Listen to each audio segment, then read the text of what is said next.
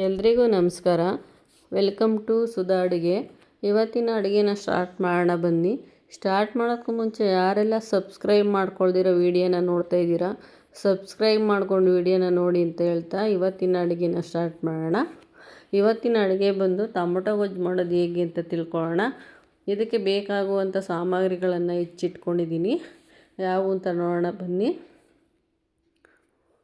ಬೆಳ್ಳುಳ್ಳಿ, ಕರಿಬೇವು, ಈರುಳ್ಳಿ, ಧನಿಯಾ ಪೌಡರ್, ಹಸಿಮೆಣಸಿನ್ಕಾಯಿ, ಕೊತ್ತಂಬರಿ ಸೊಪ್ಪು, ಅರ್ಧ kg ಆಗೋಷ್ಟು ಟೊಮೊಟೊ. ಒಂದು ಪ್ಯಾನಿಗೆ ಎಣ್ಣೆ ಹಾಕ್ಕೊಳ್ಳೋಣ. ಎಣ್ಣೆ ಕಾದಿದೆ. ಅರ್ಧ ಸ್ಪೂನ್ ಆಗೋಷ್ಟು ಸಾಸಿವೆ ಹಾಕ್ಕೊಳ್ಳೋಣ. ಕರಿಬೇವು, ಹಸಿಮೆಣಸಿನ್ಕಾಯಿ, ಈರುಳ್ಳಿ ಮತ್ತು ಸಣ್ಣಗೆ ಚಚ್ಚಿಟ್ಕೊಂಡಿರೋವಂಥ ಬೆಳ್ಳುಳ್ಳಿ 3 ಗೆಡ್ಡೆ ಹಾಕ್ಕೊಂಡಿದ್ದೀನಿ. ಬೆಳ್ಳುಳ್ಳಿ ಹಾಕಿದಷ್ಟು ಈ ಟೊಮೊಟೊ ಗೊಜ್ಜಿಗೆ ತುಂಬಾ ರುಚಿ ಕೊಡುತ್ತೆ. ಇವಾಗ ಬೆಂದಿದೆ ಈರುಳ್ಳಿ, ಅದಕ್ಕೆ ಟೊಮೊಟೊ ಆ್ಯಡ್ ಮಾಡ್ಕೊಳ್ಳೋಣ. ಟೊಮೊಟೊನ ತುಂಬಾ ಚೆನ್ನಾಗಿ ಬೇಯಿಸ್ಬೇಕು, ಸ್ಮ್ಯಾಶ್ ಆಗೋವರೆಗೂ. ಇವಾಗ ಬೆಂದಿದೆ. ಸ್ವಲ್ಪ ಧನಿಯಾ ಪೌಡರ್ ಆ್ಯಡ್ ಮಾಡ್ಕೊಳ್ಳೋಣ.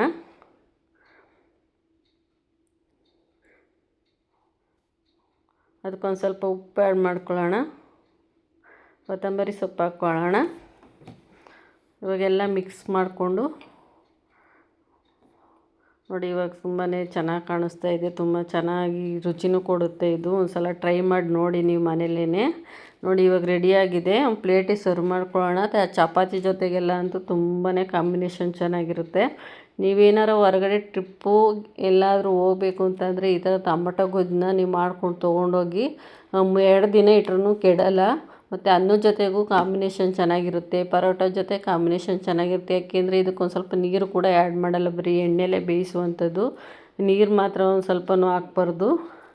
ನೋಡಿ ಒಂದು ಸಲ ನೀವು ಮನೇಲಿ ಟ್ರೈ ಮಾಡಿ. ಎಲ್ಲರೂ ತುಂಬ ಇಷ್ಟಪಟ್ಟು ತಿಂತಾರೆ. ಈ ವಿಡಿಯೋ ಏನಾದ್ರು ಇಷ್ಟ ಆದರೆ ಲೈಕ್ ಮಾಡಿ, ಶೇರ್ ಮಾಡಿ, ಕಮೆಂಟ್ ಕೂಡ ಮಾಡಿ.